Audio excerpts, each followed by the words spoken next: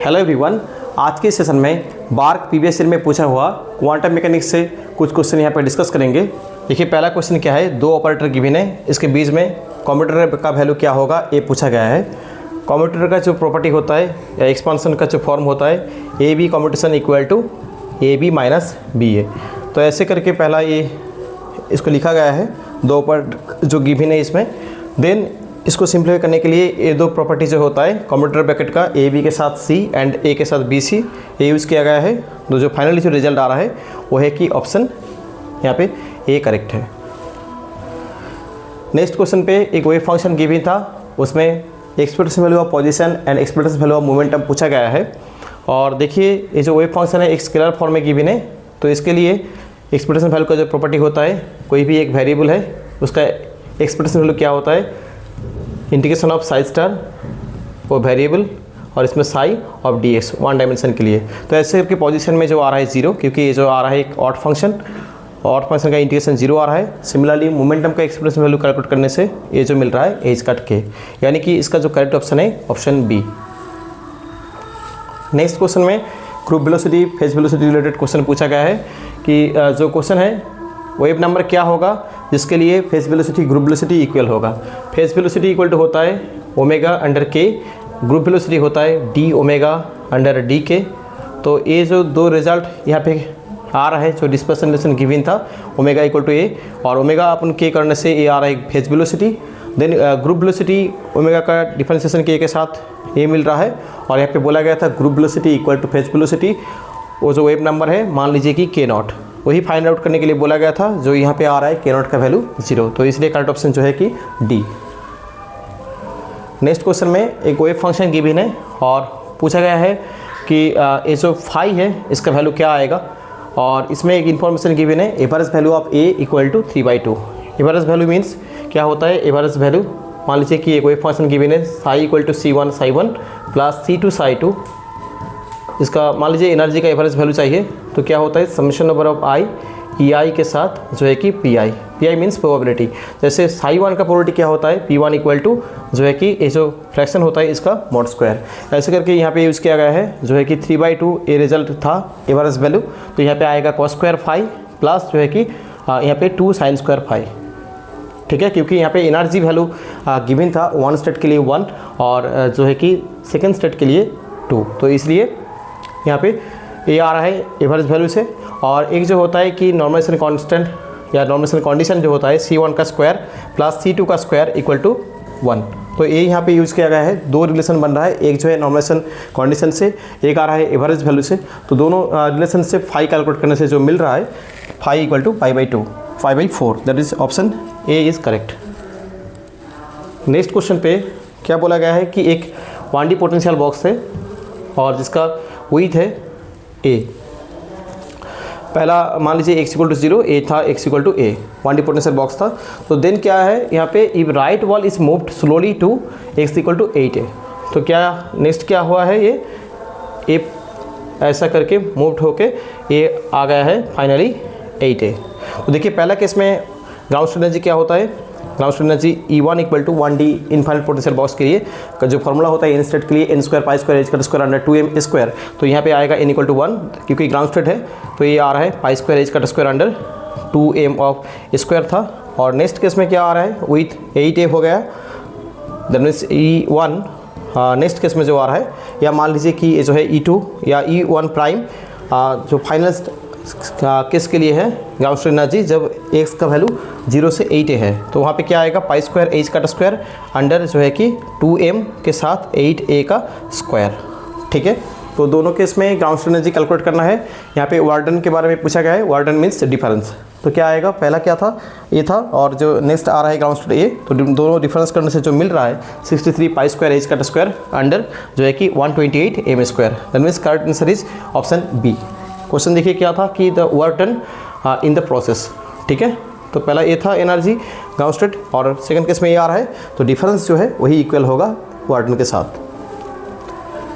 Next question में देखिए ये जो पोटेंशियल है हाफ हार्मोनिक ऑसिलेटर का पोटेंशियल है, और इसमें जो एनर्जी का फॉर्मूला होता है En equal to n plus half a square omega और इसमें n का जो वैल्यू होता है 135 ऑल इंटीजर्स ना होके यहाँ पे ऑड इंटीजर होता है, सिर्फ ऑड इंटीजर।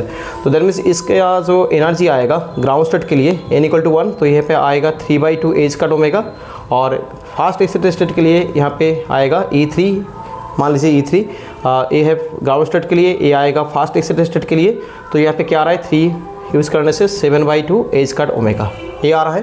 तो अभी आपको क्या चाहिए कि जो है कि टाइम कितना है। देखिए ये यहाँ पे जो कॉन्सेप्ट यूज हो रहा है, पहला जो है वेव फंक्शन गिवन था 0 टाइम के लिए, और आपको पूछा गया है कि t टाइम के बाद वेव फंक्शन जो आया है वो ऑर्थोगोनल है, पहला जो 0 पे वेव फंक्शन था। तो इसको कोई भी एक वेव फंक्शन स्पेसिफिक टाइम में कैलकुलेट करने के लिए जो तरीका होता है टाइम इवोल्यूशन ऑपरेटर, वो आपको यूज़ करना है।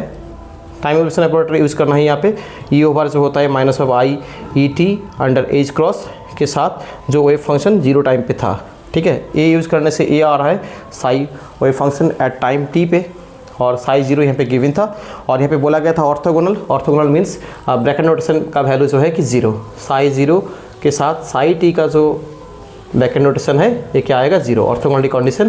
तो ए है यहाँ पे यूज़ किया गया है, और यहाँ पे बोला भी गया था ऑर्थोगोनल, तो इसीलिए इस पर कैलकुलेट करने से जो आ रहा है टाइम का वैल्यू वो है कि π/2 ओमेगा। तो यहाँ पे एनर्जी जो है ग्राउंड स्टेट के लिए आपको यूज़ करना है 3/2 एज कट ओमेगा, और फास्ट एक्साइटेड स्टेट के लिए 7/2 एज कट ओमेगा, क्योंकि यहाँ पे हाफ हार्मोनिक ऑसिलेटर था। नेक्स्ट क्वेश्चन में क्या है, एक वेव फंक्शन गिवन है, यहाँ पे h² का एवरेज वैल्यू पूछा गया है, वही स्पेसिफिक जो वेव फंक्शन है उसके लिए। तो एवरेज वैल्यू क्या होगा इसमें, h² का average that is equal to summation over of i of ei, sorry this is actually pi and साथ जो रहेगा h², ठीक है h²। तो ये आपको कैलकुलेट करना है और देख लेना है कि वेव फंक्शन नॉर्मलाइज्ड है कि नहीं। तो यहाँ पे जो वेव फंक्शन है ये नॉर्मलाइज्ड है कि नहीं देखना है, वो बस जो है होगा यहाँ पे डिवाइड हो जाएगा। तो कैलकुलेट करने से जो आ रहा है E0 का स्क्वायर प्लस 2E1/3, क्योंकि यहाँ पे बोला गया था E0 जो है φ0 का जो वेव फंक्शन है एंड एनर्जी है, एंड φ1 वेव फंक्शन का एनर्जी जो है E1 है।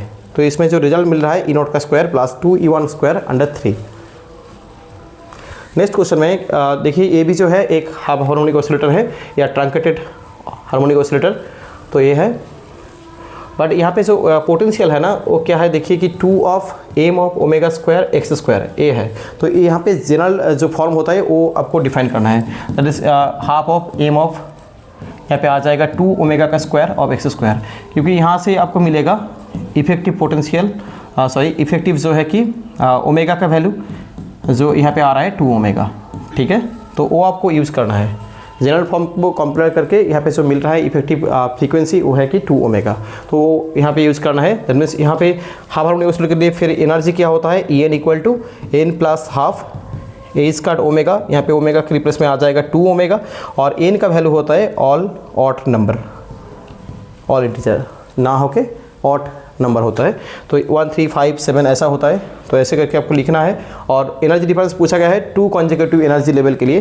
तो ग्राउंड स्टेट के लिए इनका वैल्यू क्या होता है, हाफ हार्मोनिक ऑसिलेटर के लिए 1 एंड फास्ट एक्साइटेड स्टेट के लिए इनका वैल्यू होता है 3। तो वो दोनों यूज़ करके E1 E2 आ रहा है। डिफरेंस पूछा गया था E2 - E1 that is equal to मिला है, तो फिर 4 एज कट ओमेगा, यानी कि option D correct. Next question जो है यहाँ पे क्वेश्चन में पूछा गया है एंगुलर मोमेंटम का जेट कंपोनेंट जो है उसका एवरेज वैल्यू क्या आएगा। देखिए एक कॉन्सेप्ट होता है size dependency of E/± Im∅, E/, जो Im∅ ऐसा होता है। एम जो है यहाँ पे आपको चाहिए, क्योंकि Lz का जो आइगन वैल्यू होता है Lz का m एज कट, Lz का जो आइगन वैल्यू होता है that is actually m h cut, तो m चाहिए आपको, ठीक है। तो m कैलकुलेट करने के लिए जो वेव फंक्शन गिवन है उसको रीअरेंज करना है और E/, या जो कि एक्सपोनेंशियल फॉर्म में लिखना है। तो इसको करने के लिए मैंने यहाँ पे sine of 2 phi cos phi था, साइन 2 फाई को लिखा गया है ये, देन ऐसे करके सिंप्लीफाई करने से जो मिल रहा है half of sine phi plus half of sine 3 pi. इसको आप साइन फाई को लिख सकते हो E/, फॉर्म में E/i∅ माइनस ऑफ E/i∅/2i, ऐसे करके साइन 3 फाई ऐसा लिखा गया है। तो दैट मीन्स यहाँ पे जो मिल रहा है टोटल 4 एक्सपोनेंशियल टर्म मिल रहा है। एक जो है exponential of +-i∅, that means M का वैल्यू कितना है कंपेयर करने से +-1, ये 2 वैल्यू आ रहा है एम का, और यहाँ से आ रहा है 3i∅ एंड -3i∅ से जो है कि +-3। दैट मीन्स टोटल जो है कि 4 जो एम का वैल्यू आ रहा है, एक है +1 -1 and +3 -3। That means eigen value क्या आएगा LZ का, यानी कि Z component of angular momentum वो आएगा h cut minus h cut 3 h cut minus 3 h cut.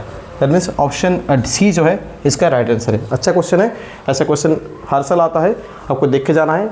Dependency क्या होता है साई के साथ E ओवर फॉर्म में, ठीक है, E over plus minus IM5 दोनों हो सकता है, प्लस भी हो सकता है माइनस भी हो सकता है। बस वही से आपको एम कैलकुलेट करना है, एम से आपको मिल जाएगा LZ का आइगन वैल्यू, क्योंकि LZ का आइगन वैल्यू होता है M h cut. Next question देखिए क्या था कि एक जो है कि वैल्यू पूछा गया है, इसका इक्वल क्या आएगा, और यहाँ पे सिग्मा जो है पाउली स्पिन मैट्रिसेस, एन जो है यूनिट वेक्टर इन स्पेस। क्योंकि इसको सिंप्लीफाई करने के लिए वेक्टर का फॉर्म यूज़ कर सकते हो, ये जो तरीका है यहाँ पे डिफाइन किया गया है। और एक इंपॉर्टेंट एक प्रॉपर्टी होता है पाउली स्पिन मैट्रिक्स के लिए, जो है कि ये मेथड 2 है, sigma dot A sigma dot B equal to कितना होता है A dot B I plus I of sigma dot A cross B. और यहाँ पे ए एंड बी दो वेक्टर जो है यहाँ पे क्वेश्चन के अकॉर्डिंग क्या है कि ए एन कैप है, तो यहाँ पे ये प्रॉपर्टी से यूज़ करिए। तो यहाँ पे मिल रहा है एन क्रॉस एन, दोनों सेम वेक्टर का जो है कि क्रॉस प्रोडक्ट क्या होता है 0। दैट मीन्स यहाँ पे जो आ रहा है एन डॉट एन मीन्स 1, तो ये आ रहा है इसलिए आई। तो इसका जो राइट ऑप्शन होगा ऑप्शन ए। तो अभी हम लोग यहाँ पे 10 क्वेश्चन डिस्कस किया है, प्रीवियस ईयर में पूछा गया बार्क रिलेटेड क्वेश्चन। तो नेक्स्ट सेशन में और भी कोई टॉपिक के साथ बार्क का PIQ हम लोग डिस्कस करेंगे। कोई क्वेश्चन में डाउट है आप लोग जरूर कमेंट करना। तो अभी के लिए इतना ही, थैंक यू।